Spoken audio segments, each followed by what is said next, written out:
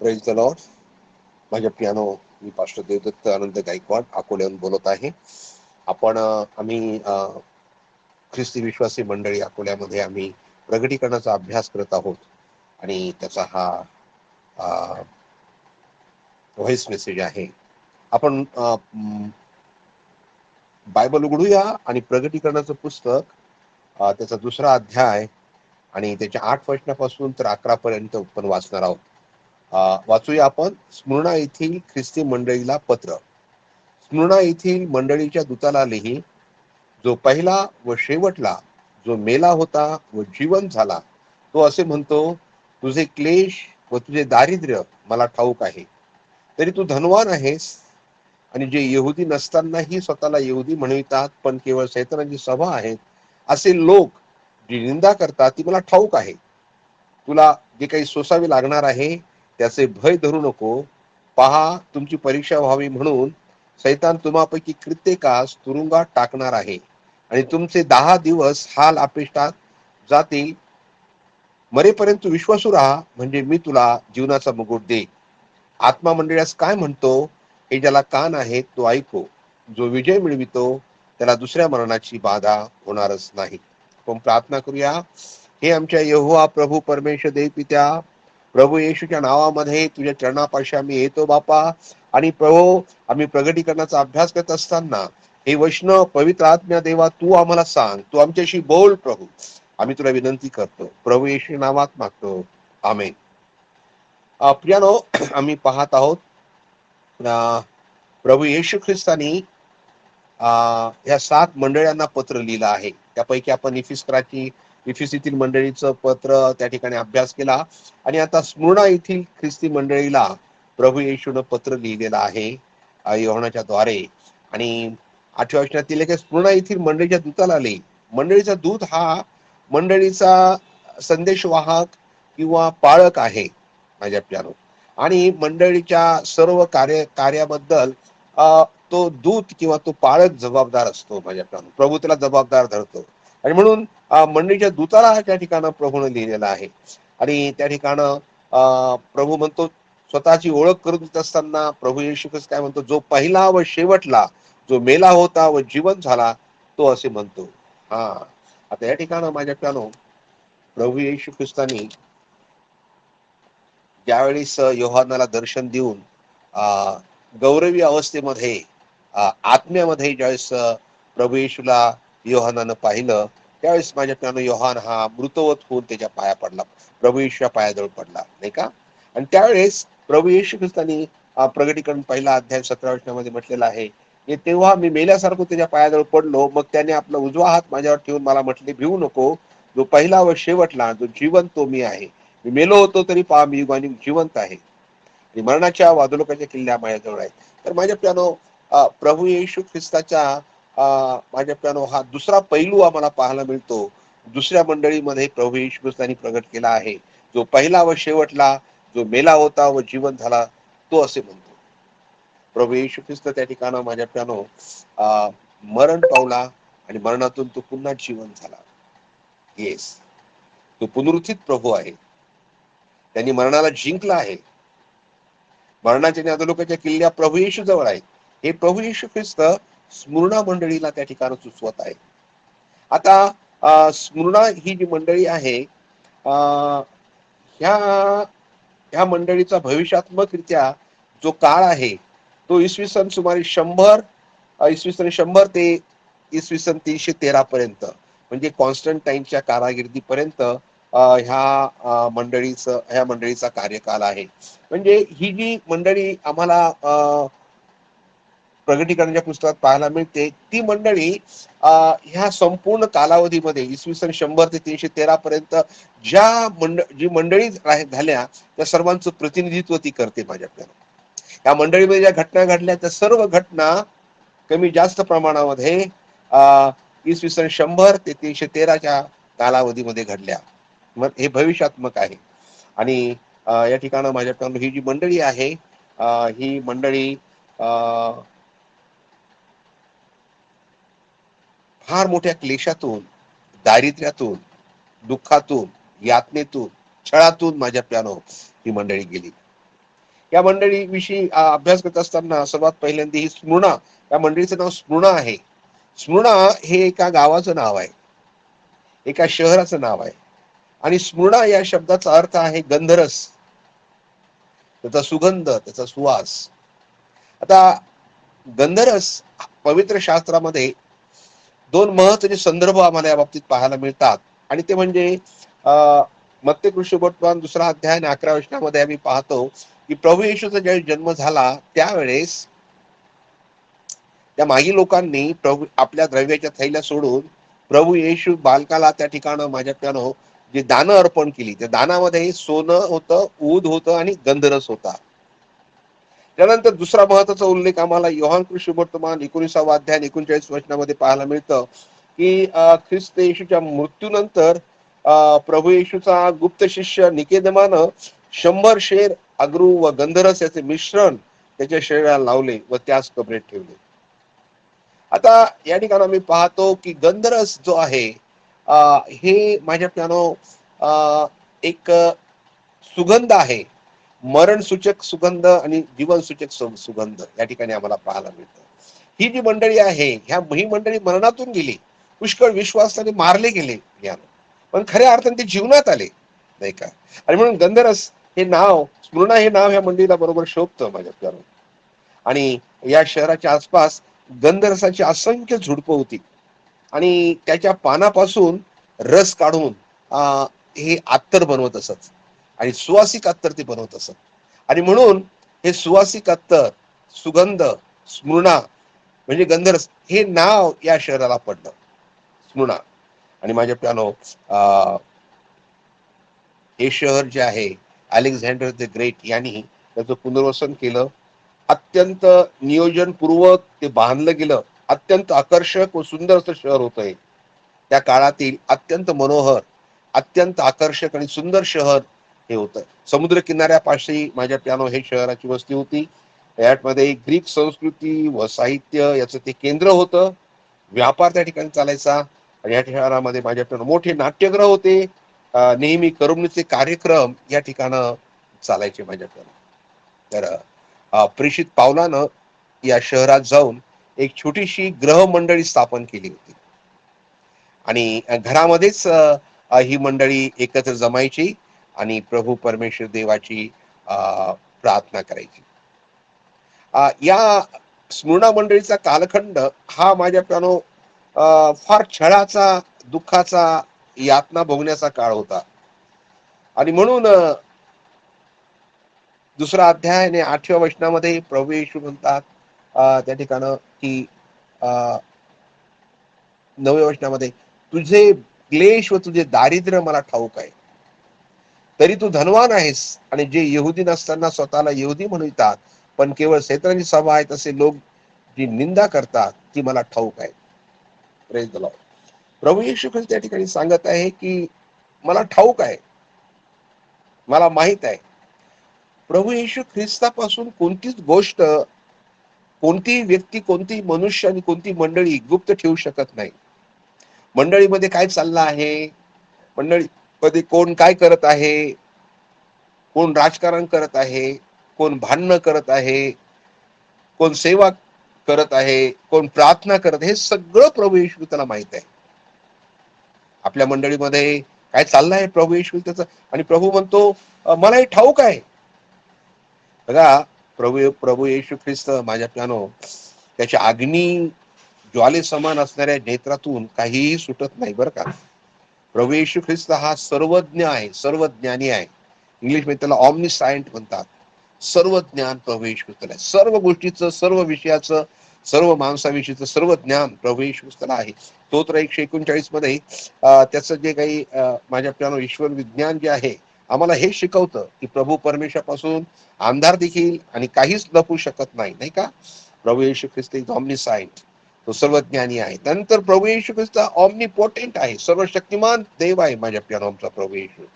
प्रभू येशू ख्रिस्त omni present आहे, सर्व व्यापी आहे. प्रभू येशू तर सर्व ज्ञानी आहे, सर्व शक्तिमान आहे, सर्व व्यापी आमचा प्रभू आहे. त्याच्यापासून कोणतीही गोष्ट लपत नाही आणि म्हणून प्रभू येशू म्हणतो मंडळीला तुझे क्लेश व तुझे दारिद्र्य मला ठाऊक आहे. माझ्या प्रियानो, मंडळाच्या संपूर्ण इतिहासामध्ये म्हणजे बघा, मंडळीचा जन्म झाला पेंटिकॉस्टच्या दिवसापासून तर स्वर्गारोहण होईपर्यंत हा जो मंडळीचा संपूर्ण इतिहास आहे, त्या इतिहासामध्ये स्मृणा मंडळीचा कालखंड जो आहे म्हणजे इसवी सन 100 पासून ते 313 पर्यंत हा फार छळणुकीचा काळ होता. मंडळीची नामोनिशाणी राहू नये म्हणून सैतानानं मंडळीवर कडाडून हल्ले केले. चवताळून जाऊन सैतानाने मंडळीला छळलं माझ्या प्यानो. आणि ही मंडळी माझ्या प्यानो या छळातून, या क्लेशातून जात असताना प्रभूशी विश्वासाने राहिली. क्लेश भोगले. क्लेश म्हणजे भरडलं जाणं. आणि माझ्या प्यानो ख्रिस्तावरील विश्वासासाठी स्मृणा मंडळी आणि तो कालखंडातल्या सगळ्या मंडळ्या माझ्या भरडल्या गेल्या माझ्या प्यानो. त्यांनी आपला विश्वास गमावला नाही. प्रभू येशूला सोडलं नाही. त्यावेळी माझ्या प्यानो रोमी साम्राज्य होते आणि रोमन सम्राट जे असायचे ना ते माझ्या प्यानो खूप पराक्रमी असायचे आणि त्यांचं सगळ्यावर राज्य असायचं. त्याच्यामुळं ते स्वतःला देव म्हणून घ्यायचे, पूजा करून घ्यायची स्वतःची. आणि त्याच्यामुळं काय झालं की स्मृणा येथील जे विश्वासणारे होते, जे प्रभूचे लोक होते, मंडळीतले लोक, ते कधीच त्या ठिकाणी त्या राजाची आणि त्याच्या प्रतिमेची उपासना करीत नव्हते. आणि त्याच्यामुळं ते राजे लोक जे आहेत त्यांचा अमानुष छळ करत, शारीरिक रीतीनं ते छळ करतच करत, परंतु आर्थिक रीतीनं देखील त्यांचा छळ होत असे. कारण स्मृणा हे जे गाव आहे हे व्यापारी बंदर होतं, त्याच्यामुळे तिथं मोठमोठे व्यापार चालायचे. आणि हे व्यापार चालत असताना ह्या सर्व व्यापाऱ्यांच्या संघटना त्या ठिकाणी होत्या.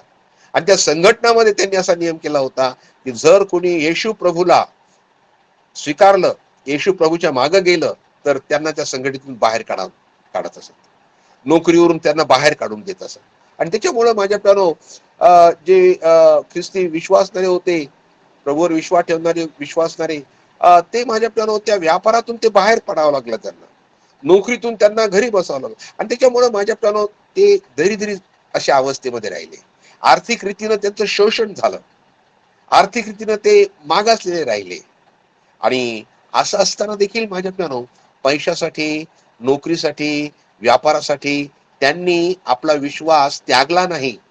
प्रभू येशू त्याला त्यागलं नाही. आणि माझ्या प्यानो आणि म्हणून स्मृणा मंडळीविषयी लिहित असताना प्रभू येशू ख्रिस्तांनी या मंडळीला कोणताही दोष दिलेला नाहीये. बाकीच्या प्रत्येक मंडळींना प्रभू येशू ख्रिस्तांनी दोष दिलेला आहे आणि त्यांना सल्ला दिलेला आहे. परंतु ह्या मंडळीला प्रभू येशू ख्रिस्तांनी कोणताही दोष त्या ठिकाणी दिलेला आपल्याला आढळत नाही आहे.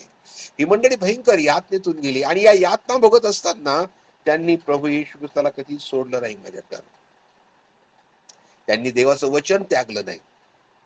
आज आम्ही पाहतो आजच्या मंडळांमध्ये माझ्या प्यानो पैशासाठी माझ्या प्यानो प्रभू येशूचं वचन, प्रभू येशूचं तत्व, तारण वगैरे सगळं काही विकायला त्याच्यासाठी समझोता करायला आमची तयारी असते. सैतानाशी हात मिळवणी करायला तयारी असते. माझ्या प्यानो ही फार महत्वाची गोष्ट स्मृणा मंडळीमधून आम्हाला शिकायला मिळते आहे. त्यांनी काही समझोता केला नाही.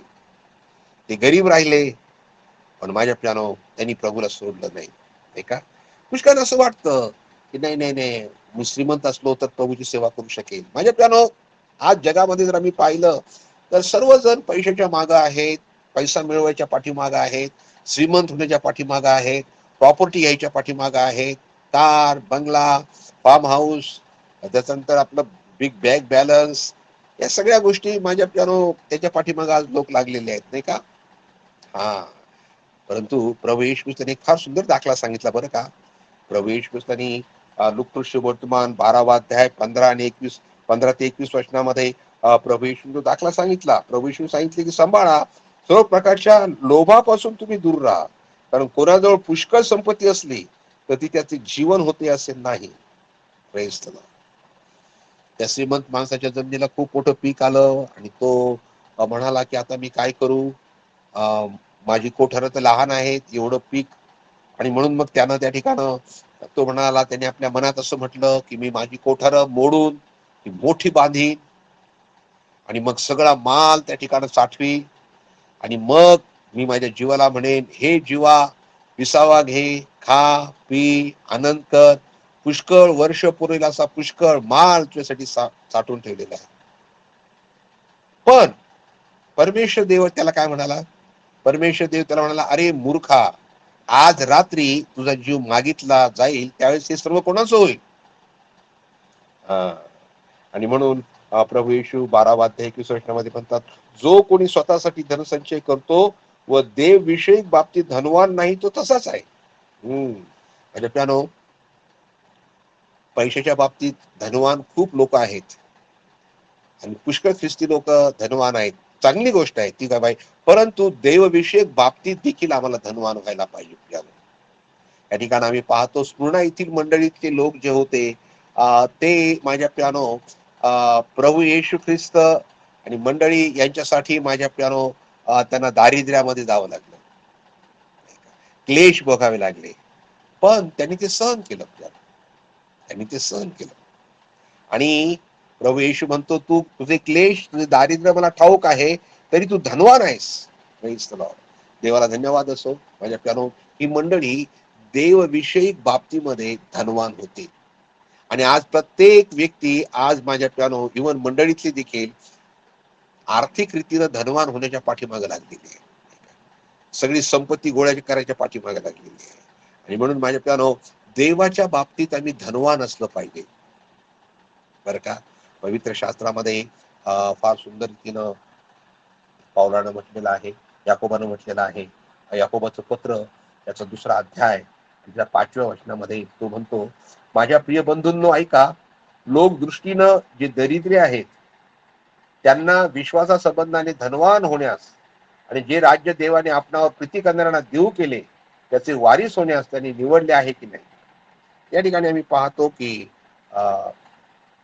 प्रभू परमेश्वर देवाची जी निवड आहे, प्रभू परमेश्वर देव लोकदृष्टीनं जगाच्या दृष्टिकोनातून जे दरिद्री आहेत आणि त्यांना विश्वासा संबंधाने धनवान होण्यास आणि जे राज्य देवाने आपणावर प्रीती करणाऱ्या देव केले त्याचे वारीस होण्यास देवाने त्याला निवडलेले आहे. देवाची निवड माझ्या प्यानो, प्रभू परमेश्वर देव जो निवड करतो त्याच्यात काही चूक करत नाही. दरिद्री लोकांना प्रभू निवडतो यासाठी की त्यांनी विश्वासा संबंधाने धनवान व्हावं. प्रभू परमेश्वरची निवड. त्यानंतर करिंथकरास पहिलं पत्र आणि त्याचा पहिला अध्याय आणि त्याच्या 26व्या वचनामध्ये देखील प्रभूच्या निवडीविषयी सांगितलं आहे. त्या ठिकाणी लिहिलेलं आहे, बंधुजनो, तुम्हाला झालेले पाचारण घ्या. तुमच्यामध्ये जगाच्या दृष्टीनं ज्ञानी समर्थ कुलीन असे पुष्कळजण नाही, तरी ज्ञानास लाजवावे म्हणून देवाने जगातील मूर्खपणाचे ते निवडले. जे बलवान ते लाजवावे म्हणून देवाने जगातील जे दुर्बळ ते निवडले. आणि जगातील जे हीन दीन धिकारलेले शून्यवत आशांना देवाने याकरता निवडले की जे आहे ते त्यांनी रद्द करावे. म्हणजे प्यानो यासाठी देवाने अशा प्रकारची निवड प्रभू करतो. पुढे लिहिलेल्या किती वचनामध्ये, म्हणजे देवासमोर कोणाही मनुष्यानं अभिमान बाळगू नये. आम्ही देवासमोर गर्व करू शकत नाही. प्रभू परमेश्वर ते खूप ज्ञानी, कुलीन, समर्थ, श्रीमंत अशा लोकांना प्रभू परमेश्वर देव जास्त निवडत नाही. पण जे दरिद्री आहेत, जे हीन दीन आहेत, जे शून्यवत आहेत, जे मूर्ख आहेत, अशांना प्रभू परमेश्वर देव निवडतो. त्याच्या राज्यासाठी विश्वासासंबंधी धनवान होण्यासाठी निवडतो. माझ्या बहिणींनो, माझ्या भावांनो, कदाचित तुमच्याकडे पैसा नसेलही, परंतु प्रभू तुमच्या जवळ जर आहे तर तुम्ही खरे धनवान आहात. आणि म्हणून देवविषयिक बाबतीमध्ये धनवान. या ठिकाणी आम्ही पाहतो प्रगटीकरणामधली जी शेवटली मंडळी आहे, लावदिकिया मंडळी, जी आमच्या काळामधली म्हणजे आमचं प्रतिनिधित्व करणारी ही जी मंडळी आहे, त्या मंडळीविषयी प्रभू येशू काय म्हणतात बघा. 3रा अध्याय प्रगटीकरण 17 वचन, मी श्रीमंत आहे, मी धन मिळवले आहे, मला काही उणे नाही असे तू म्हणतोस, पण तू कष्टी, दीन, दरिद्री, आंधळा, उघडा वागडा आहे हे तुला कळत नाही. बघा, लावदिकेत मंडळीतले लोक जे होते ते अत्यंत श्रीमंत होते, त्यांनी धन मिळवलेलं होतं माझ्या प्यारो. पण प्रभू सांगतो की तू दरिद्री आहे, कष्टी आहे, आंधळा आहे. बघा, आर्थिक रीतीनं एखादी व्यक्ती खूप श्रीमंत असली तर याचा अर्थ असा होत नाही माझ्या प्यानो की ती व्यक्ती आध्यात्मिक बाबतीमध्ये श्रीमंतच आहे. ती नसू शकते, असू शकते. परंतु जनरली पैशाच्या पाठीमागणारे लोक जे आहेत ते माझ्या विश्वासापासून बहकतात, नाही का. म्हणून पवित्र शास्त्रामध्ये तिमोथीच्या पत्रामध्ये पहिलं तिमोथी त्याचा 6वा अध्याय म्हणजे 9व्या वचनामध्ये पौलानं म्हटलं आहे, जे धनवान होऊ पाहतात ते परीक्षेत, पाशात व माणसांना नाशात व विध्वंसात बुडवणाऱ्या अशा मूर्खपणाच्या व बाधक वासनात सापडतात. कारण द्रव्याचा लोभ सर्व प्रकारच्या वाईटाचे एक मूळ आहे. त्याच्या पाठीस लागून कित्येक विश्वासापासून बहकले आहेत आणि त्यांनी स्वतःच पुष्कळशा खेदांनी भोसकून घेतले आहे. बघा, या ठिकाणी धनवान होऊ पाहणारे, जे धनवान होऊ पाहतात, जे धनवान होऊ पाहतात ते माझ्याकडून आपला सगळा वेळ, आपली बुद्धी, ज्ञान सगळं सगळं त्या ठिकाणी धनासाठीच खर्च करतात, त्यासाठी धावपळ करतात. काय आज आपली स्थिती तशी आहे का? धनवान होऊ पाहतोय का आपण? आपला सगळा वेळ, सगळं काही आपण त्या धन मिळवण्याकरताच आपला खर्च करत आहोत का?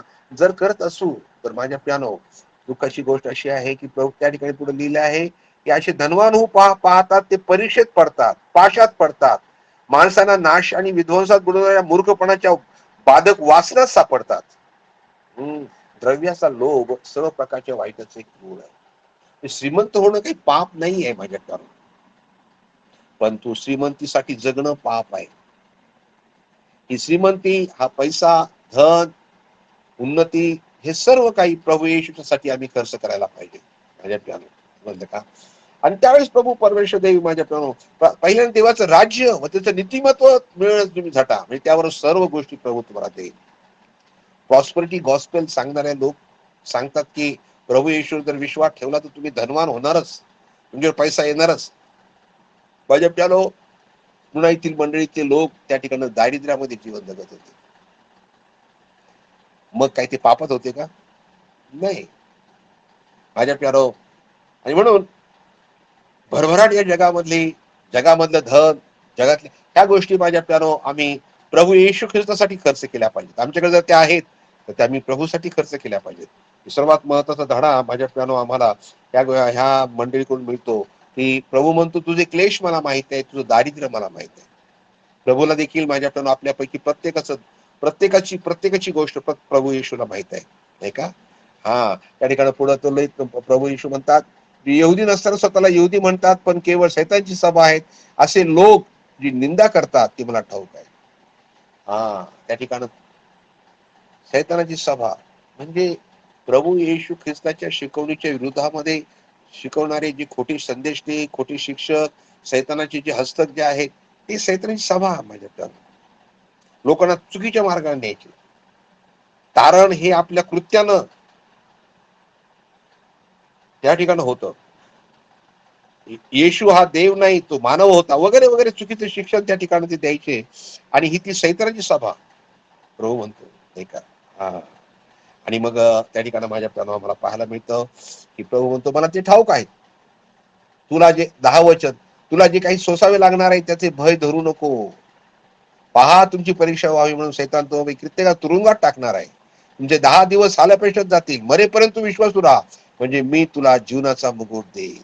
या ठिकाणी आम्ही पाहतो माझ्या प्यानो की प्रभू म्हणतो की तुला जे क्लेश होणार आहेत, जे सोसावं लागणार आहे, तुरुंगात जावं लागणार आहे, त्याचं भय धरू नको. प्यानो प्रभू येशूच्या मुखामध्ये हा शब्द नेहमी आढळतो आपल्याला. भिवू नको, भय धरू नको, धीर धर. होय माझ्या प्यानो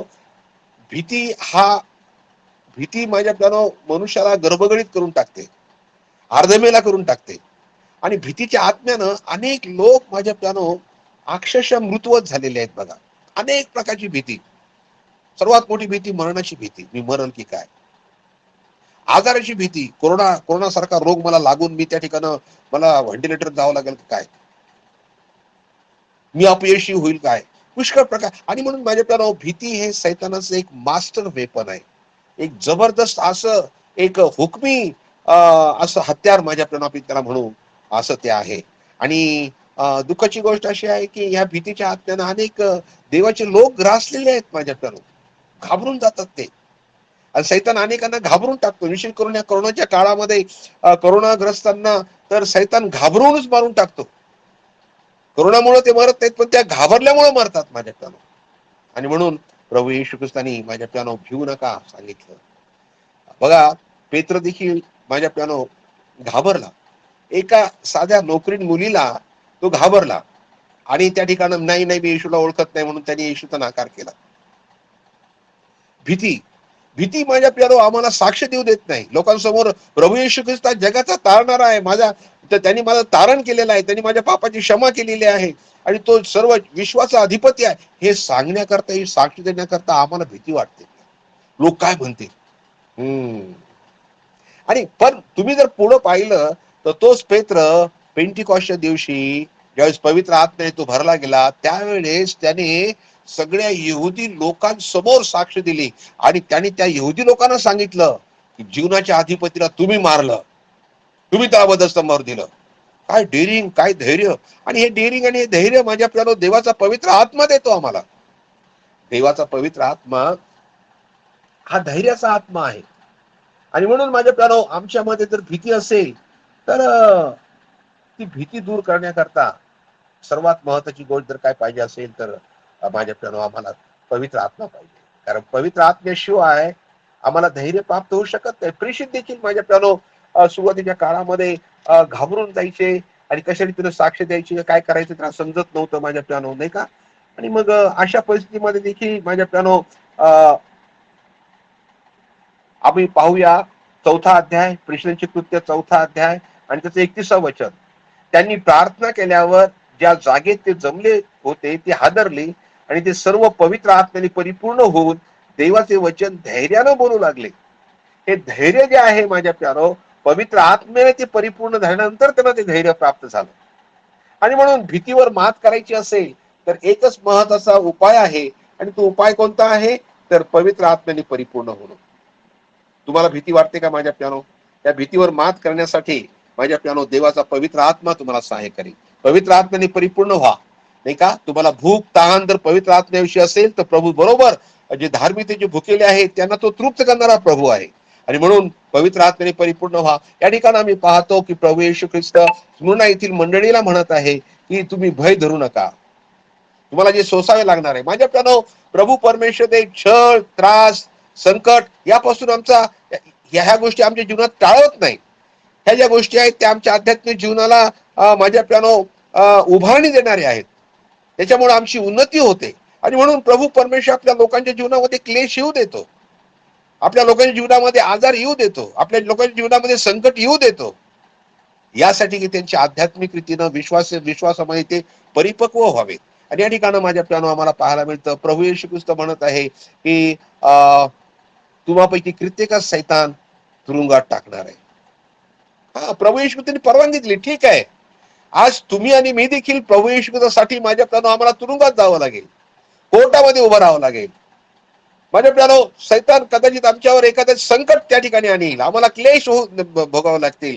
कदाचित त्या ठिकाणी कोणता एखादा गव्हर्नमेंटचा कायदा येईल आणि मग त्या ठिकाणी आमचे गव्हर्नमेंट जॉब जायची वेळ येईल. पण तरी देखील आम्ही स्मुर्ना येथील मंडळीसाठी प्रमाण माझ्या प्यानो क्लेश, दारिद्र्य जरी आलं तरी आम्ही प्रभूला सोडायचं नाहीये, नाही का. आणि प्रभू येशूने म्हटलं त्या ठिकाणं, प्रभू येशूने म्हटलं का मी तुम्हाला तुरुंगात जाऊ देणार नाही आणि तुम्हाला मी क्लेशात जाऊ देणार नाही. नाही नाही नाही नाही. प्रभू येशूने म्हटलं या जगात तुम्हाला क्लेश, त्रास होईल तरी तुम्ही धीर धरा, कारण मी या जगाला जिंकलाय. क्लेश, त्रास, यातना, दुःख हे आमच्या जीवनावर येणारच आहे. ते टाळायचं नाही, कारण ते देवापासून आहे, त्याच्या देवाच्या योजनेमध्ये त्या गोष्टी आहेत. मंडळीला त्याच्यातून जावं लागणार आहे आणि मंडळी त्याच्याद्वारे शुद्ध होते.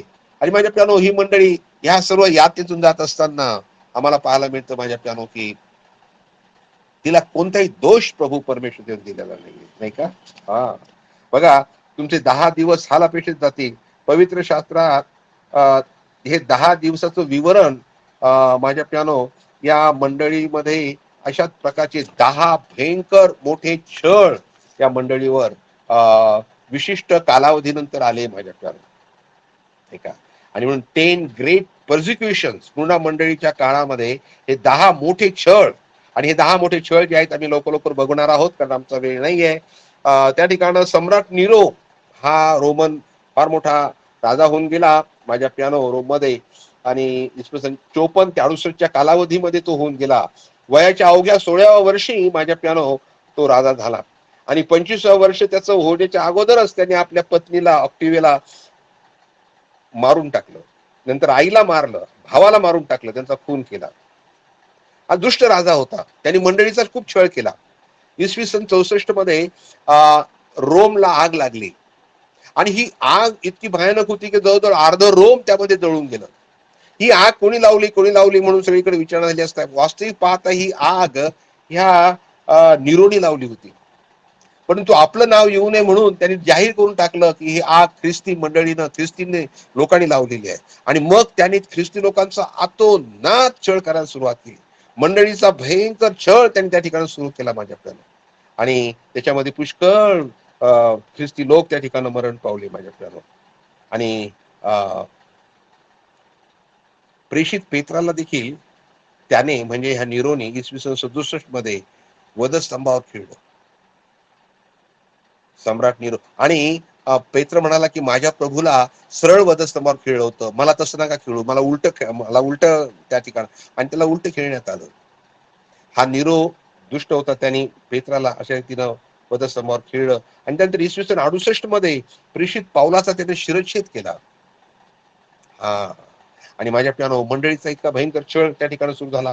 त्यानंतर इसवी सन 81 ते 96 या काळामध्ये सम्राट डोमिशियन यांनी यहुदी व ख्रिस्ती लोकांचा फार छळ केला. तो स्वतःला देव मानायचा. स्वतःला त्यानं ज्युपिटर, गॉड, देव व प्रभू म्हणून घ्यायचा. तो स्वतःच्या मूर्तीला नमन करायला लावायचा. अमानुष छळ मंडळीचा तो करायचा. आणि यानेच माझ्या प्यानो प्रेषित योहान जो आहे त्याला पकडलं. त्याला मारून टाकण्याकरता उकळत्या तेलामध्ये त्याला टाकलं. आणि माझ्या प्यानो प्रेषित योहान त्या उकळत्या तेलामध्ये त्याला त्या तेलाची काहीच बाधा झाली नाही. पाण्यात पडावं त्याप्रमाणे तो पाण्यामध्ये पडल्यासारखा झाला. ते उकळतं तेल त्याला काहीच भाजू शकलं नाही माझ्या प्यानो. प्रभूने त्याला वाचवलं. आणि मग शेवटी ह्या सम्राट डिमोशियननी त्याला प्रेषित योहानाला पात्म नावाच्या बेटावर हद्दपार करून टाकलं शिक्षा भोगण्याकरता. पुष्कळशे गुन्हेगार त्यांना हद्दपार करून शिक्षा भोगण्यासाठी पात्म नावाच्या बेटावर टाकत असत. आणि या पात्म या शब्दाचा अर्थ आहे यातना, दुःख. आणि माझ्या प्यानो यातना आणि दुःख हद्दपार होऊन पात्म नावाच्या बेटावर प्रेषित योहान असताना तो त्या ठिकाणं प्रभूच्या दिवशी प्रार्थना करत असताना आत्मेनं संचलित झाला. आणि त्याला प्रभू येशूनं हे प्रगटीकरण दिलं माझ्या, ज्याचा आम्ही अभ्यास करत आहोत. समजलं का? तर अशा रीतीनं नंतर मग सम्राट ट्राजन इसवी सन 98 ते 133 काळात आला.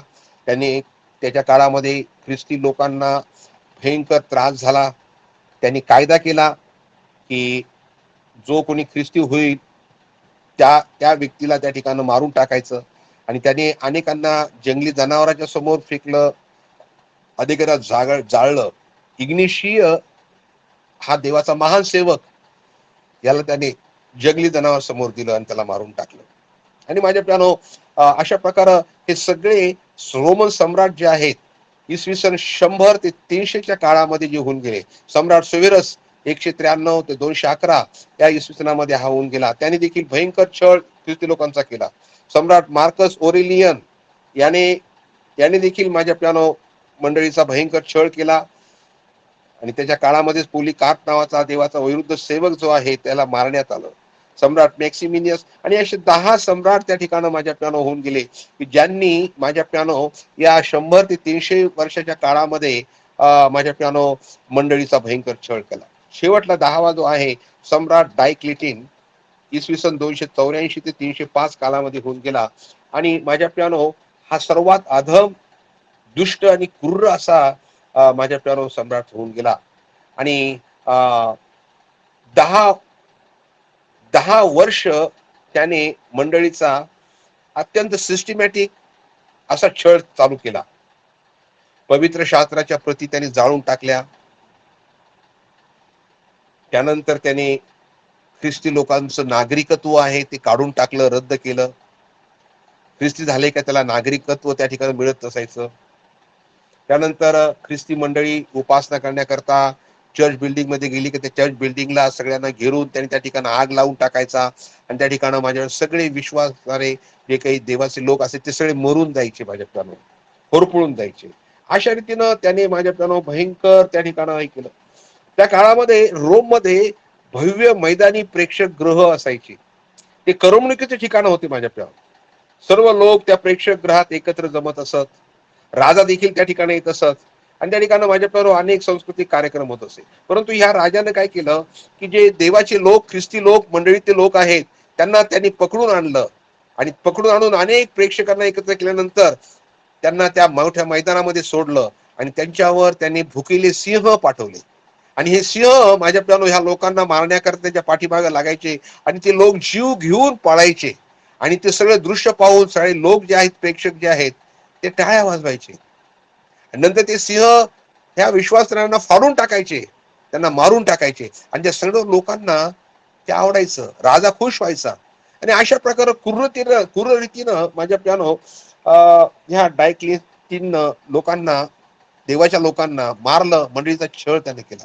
इतका केला की अमानुष तो त्या ठिकाणं प्रभू येशूचा नाकार करायला सांगायचा लोकांना, नाही केला माझ्या मूर्तीला नमन करा, नाही केलं तर त्या ठिकाणी तो लोकांची जी कातडी आहे ती कातडी सोलून काढायचा. आणि माझ्या प्यानो अमानुष कृत्य. काही काही वेळेस तर प्रेक्षकांना एकत्र केल्यानंतर सांस्कृतिक कार्यक्रम व्हायचा. त्या कार्यक्रमामध्ये माझ्या प्यानो अंधाराच्या वेळेस विश्वासनांना एकत्र करून त्यांना बांधायचे आणि त्यांच्यावर डांबर ओतून त्यांना पेटून द्यायचे आणि त्या प्रकाशामध्ये त्यांचे नाच गाणे चालायचे. इतक्या क्रूर रीतीनं मंडळीचा छळ माझ्या प्यानो त्या काळामध्ये करण्यात आला. स्मुर्ना शहरामध्ये प्रेषित योहानाचे बरेच शिष्य होते. त्यापैकी पॉलिकार्प नावाचा एक वृद्ध विश्वासू सेवक होता. त्याची सगळीकडे ख्याती होती. देवाचं भय धरून देवाची सेवा करणारा हा देवाचा सेवक होता. आणि त्याच्याविषयी या राजानं ऐकलं. त्या सम्राटाने त्याला पकडून आणलं आणि त्याला सांगितलं ख्रिस्ताचा नाकार कर. पण त्याने ख्रिस्ताचा नाकार करण्याचं त्या ठिकाणं नाकारलं. मग त्याला त्यांनी एका उंच खांबावर त्यांनी टांगलं आणि खाली लाकडं लावून त्या ठिकाणी ते लाकडं पेटवली आणि त्याला सांगितलं पुन्हा की तुला पुन्हा एक शेवटची संधी आम्ही देत आहोत. येशू ख्रिस्ताचा नाकार कर, आम्ही तुला याच्यातून सोडू.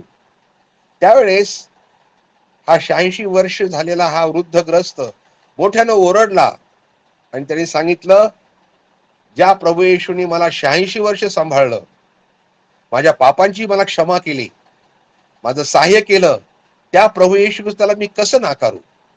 आणि मग तिथे जमले असलेल्या प्रेक्षकांना त्यांनी सांगितलं की मरणाला भिवू नका. जे शरीराचा नाश करतात परंतु आत्मा आणि शरीर या दोहांचा नाश करणारा जो येशू आहे त्याला तुम्ही भ्या. आणि माझ्या प्यानो साक्ष देत तो त्या ठिकाणी मरण पावला.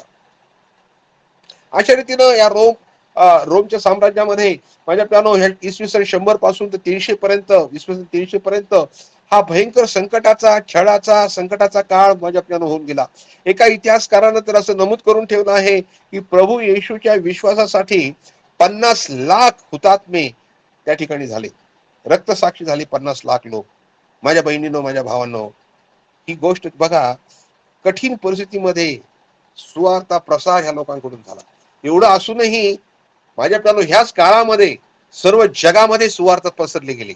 ह्याच काळामध्ये सर्वात जास्त मंडळ्या स्थापन झाल्या. ह्याच काळामध्ये लोक विश्वासामध्ये एकदम पक्के झाले. स्मुर्ना येथील मंडळीला प्रभू येशू त्यांनी म्हटलं तू भिवू नको. आणि ती मंडळी भिली नाही माझ्या प्यानो. प्रभू येशू ख्रिस्तावर माझ्या प्यानो त्यांनी विश्वास ठेवला.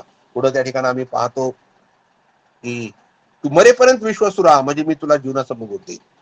प्रियानो, मुकुट एकंदर 5 प्रकारचे मुकुट आहेत आणि त्याच्यामध्ये जीवनाचा मुकुट जो आहे हा त्या व्यक्तीला मिळणार आहे की जे येशू ख्रिस्ता करता मरण पावले, जे रक्तसाक्षी झाले, ज्यांनी आपलं रक्त सांडलं, त्या लोकांना माझ्या प्यानो हा जीवनाचा मुकुट प्रभू येशू देणार आहे. प्रियानो, प्रभू येशू ख्रिस्ता करता रक्तसाक्षी होण्याचा मोठा मान आम्हाला मिळणार तर फार चांगली गोष्ट आहे. माझ्या प्यानो, बघा या ठिकाणी आम्ही पाहतो 11व्या वचनामध्ये प्रभू म्हणतो, आत्मा मंडळास काय म्हणतो ते ऐका, ज्याला कान आहे तो ऐको. जो विजय मिळवतो त्याला दुसऱ्या मरणाची बाधा होणारच नाही. माझ्या प्यानो, दुसरं मरण आहे आणि हे दुसरं मरण जे आहे हे आत्म्याचं मरण आहे. ज्याचा नवीन जन्म झाला नाही, ज्यांनी येशूला आपल्या अंतःकरणात स्वीकारलं नाही, त्यांनी आपल्या पापाचा पश्चाताप केला नाही, त्याच्या वाट्याला हे दुसरं मरण आहे माझ्या प्यानो. आणि म्हणून आम्हाला विजय मिळवायचा आहे पापावर, सैतानाच्या प्रत्येक प्रलोभनावर, प्रत्येक मोहपाशावर आम्हाला विजय मिळवायचा आहे. माझ्याकडून पापाला दूर सारायचं आहे, जगाला दूर सारायचं आहे. प्रभू येशू ख्रिस्ताला माझ्याकडून आपल्या अंतकरणात घ्यायचं आहे आणि विजयी जीवन जगायचं आहे. माझ्या प्यानो आम्ही पराभूत जीवन जगतो, पराभूत जीवन जगायचं नाही. मोबाईल सोडता येत नाही, सिनेमा सोडता येत नाही, अनैतिक गोष्टी सोडता येत नाही.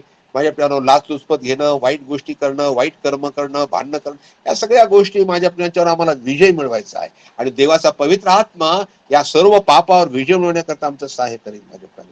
आणि म्हणून जो विजय मिळतो त्याला दुसऱ्या मरणाची बाधा होणारच नाही. हे दुसरं मरण म्हणजे अग्नीचं आणि गंधकाचं सरोवर, जे माझ्या प्यानो प्रगटीकरण 21 आणि 8 मध्ये लिहिलेलं आहे, तुम्ही वाचा ते. आणि म्हणून या ठिकाणी आम्ही पाहतो की आम्हाला विजय मिळवायचा आहे. प्रभू येशू तर विजयी आमचा माझ्या प्यानो कप्तान आहे आणि तो विजयी कप्तान त्याच्या पाठीमागे आम्ही जात असताना आम्ही देखील विजयी व्हायचं आहे, दुसऱ्या मरणापासून वाचायचं आहे माझ्या प्यानो. आणि म्हणून दुःख, कष्ट, यातना प्रभू करता सहन करण्याकरता माझ्या प्यानो आम्ही सिद्ध असलं पाहिजे. आम्हाला माझ्या प्यानो चैनीचं जीवन, आरामाचं जीवन, त्याच्यातून आम्हाला बाहेर पडायचं आहे. येशू ख्रिस्तासाठी दुःख, कष्ट, त्रास सहन करायचा आहे, उपास करायचे आहेत, प्रभू परमेश्वराकडे प्रार्थना करायची आहे. जे लोक मरत आहेत माझ्या प्यानो, मोठी लाट त्या ठिकाणी माझ्या प्यानो ह्या करोनाची आलेली आहे, त्या खिंडारामध्ये उभं राहून प्रभू येशूकडे प्रार्थना करायची आहे माझ्या प्यानो. सांगता येत नाही येणाऱ्या दिवसांमध्ये आम्ही संकटाच्या काळामध्ये सापडू, पुष्कळ संकट येतील, दुःख येतील, पण त्या संकटामध्ये, दुःखामध्ये प्रभू आम्हाला आजही सांगत आहे, तू भिवू नको, तू भिवू नको. जो पहिला व शेवटला तो मी आहे. मी मेलो होतो पण आता युगानुग जिवंत आहे. माझा आमचा प्रभू येशू ख्रिस्त माझ्या प्यानो युगानुग जिवंत आहे. त्यांनी मरणावर विजय मिळवलेला आहे आणि आम्हालाही त्या मरणावर विजय मिळवायचा आहे. तर माझ्या प्यानो स्मृणा ही मंडळी जी आहे, ही स्मृणा शब्दाचा अर्थ सुगंध, आणि खरोखर प्रभू परमेश्वर देवाला या मंडळीच्याद्वारे खरोखर सुगंध प्राप्त झाला. त्यांनी आपला जीव प्रभू करता दिले माझ्या प्यानो. भयंकर यातना, दुःख, कष्ट, छळ सहन केला आणि माझ्या प्यानो सैतान देखील त्या ठिकाणी त्यांनी देखील माघार घेतली. आणि ह्या मंडळीचा कार्यकाल संपल्यानंतर सैतानाने दुसरी चाल चालली, ते आपण पुढच्या मंडळीच्या बाबतीत पाहणार आहोत. परंतु एक गोष्ट आम्ही लक्षात घेऊया की स्मृणा मंडळीच्या वरून की आम्हाला दुःख, क्लेश, यातना याच्यातून जावंच लागणार आहे. आणि प्रभू परमेश्वराच्या योजनेत या गोष्टी आहेत माझ्या प्यानो. आणि प्रभू परमेश्वर देव आम्हाला आमच्या बरोबर आहे. मृत्यू छायेच्या दरीतून मी जात असतो तरी भिणार नाही, कारण तू माझ्या बरोबर आहे. तुझी आकडी व तुझी काठी मला धीर देतात. माझ्या प्यानो प्रभू आमच्या बरोबर आहे. आणि म्हणून किती दुःख, किती कष्ट, छळ जरी आला तरी आम्ही माघार घेणार नाही. प्रभू येशूला सोडणार नाही, त्याला कधीच आम्ही नाकारणार नाही, कारण तो आमचा तारणार आहे. हे आपण प्रार्थना करूया. हे आमच्या यहोवा प्रभू परमेश्वर पित्या, आम्ही तुझे आभार मानतो. स्मृणा मंडळीच्या कालखंडामध्ये खरोखर भयंकर यातना, दुःख, कष्ट, छळ या मंडळांना सोसावा लागला प्रभूजी, परंतु ते प्रभू परमेश्वर ते विश्वासू राहिले आणि त्याच्याबद्दल आम्ही तुला धन्यवाद देतो. त्याच्यामुळे प्रभू तू म्हणू शकला प्रभू की तू धनवान आहेस. होय प्रभू, आम्हाला आध्यात्मिकतेनं, दैविषयक बाबतीमध्ये धनवान बनव प्रभू, अशी आमची प्रार्थना आहे. जगाच्या बाबतीतच नाही प्रभू, जगाच्या बाबतीत धनवान होण्यासाठी पुष्कळ लोक पवित्र प्रभू धावपळ करत आहेत, परंतु आम्हाला देवविषयक बाबतीत तू धनवान बनव अशी आमची प्रार्थना आहे. आमचं सहाय्य कर या शेवटच्या दिवसांमध्ये, विशेष प्रकारे आमच्यावर करुणा कर पवित्र बापा, आम्ही प्रार्थना करतो. सर्व गोष्टीत मान, महिमा, गौरव तुला देऊन ही प्रार्थना येशू प्रभूच्या नावात अर्पण करतो म्हणून तो ऐक पित्या. आमेन, आमेन, आमेन. प्रभू तुम्हाला आशीर्वाद देव माझ्या प्यारो. प्रभू तुमचं सहाय्य करो. आमेन.